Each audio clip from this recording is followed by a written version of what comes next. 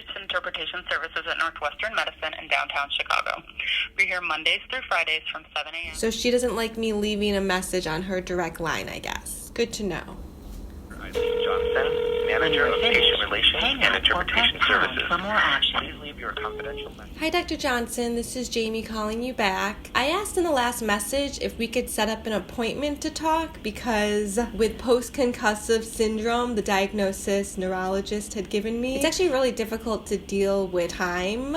And I'm not sure when you called. I didn't recognize the phone number. I'm so sorry I didn't pick up, but I wasn't expecting you to call, I guess. I was going to wait for your message. If there's anything that I know about advocacy and survivors leading their recovery, it's that they really have to create the boundaries. Just know that when you had called, you originally said that we had spoken before, and this was a follow-up, and we have never spoken before. Just that initial interaction has made it pretty difficult for me to, I won't call it focus exactly, I'm very focused, but not to relive the behaviors of the doctors at Northwestern Memorial Hospital as well as those at Patient Relations. I left you a couple questions, so maybe if you and I can't come up with an appointment time, you can just answer those questions for me. They were, what happens when a patient reports rape? What's the policy? Because you tell me what the policy is and I'll tell you what happened. I want to know if Dr. Fang was a licensed psychiatrist when she was seeing me, and also if the people at Patient Relations continue to work there or if they're really not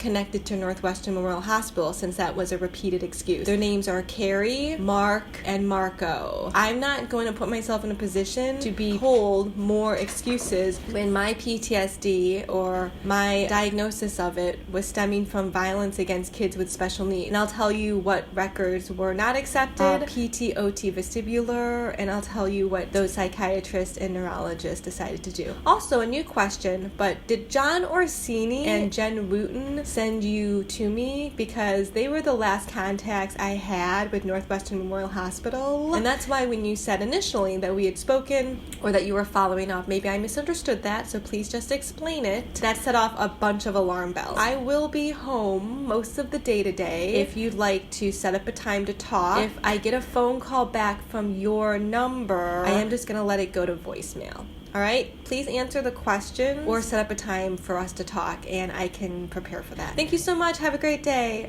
You have my number on file. Bye-bye. Okay, that's how you do it. All right, so again, survivors, victims lead their recovery, and don't let a psychologist at Interpretation Services, push you around. Because she did say that, and then she apologized later for my experience with the hospital. Listen, it's not about my experience. It's about saying to you, you have a philosophy that doesn't fit with recovery. It's similar to the school. Now, my lower half is kind of shaking right now, but I can tell you it's less intense than what it used to be because the ripples of chronic pain aren't as bad. And that's why I did have to wait lots of time to make sure physically I can handle this, because my reaction to it is to describe it, and apparently that's manic, but it's not. All right, any questions? I record everything. This is the day to start recording again because it's election day. So I gotta get out of my house. This is the only deadline that matters, which is to vote, period. And because I always vote the day of, usually after work, that means I'm not gonna change my habits, because anything familiar is gonna be helpful to this when you have concussion, post-concussion, a diagnosis of PTSD, which is really just like a recognition that how many more fucking lies and excuses is this school gonna make? I was already in a 6-year issue where OSHA, Employment Opportunity Office, and I was in federal court pro se. So it's a little bit like, listen, you don't know where I came from, the origin of this story. You don't know doctors at Northwestern, because I didn't start seeing you until 2015 when I was well entrenched in a bullshit battle to make sure that I had no gag order, because eventually I would talk about these issues. Why? Because it's absolutely disgusting. You can't tit for tat, quid pro pro with teachers, parents over kids with special needs when they're a protected class, okay? They're protected. They did was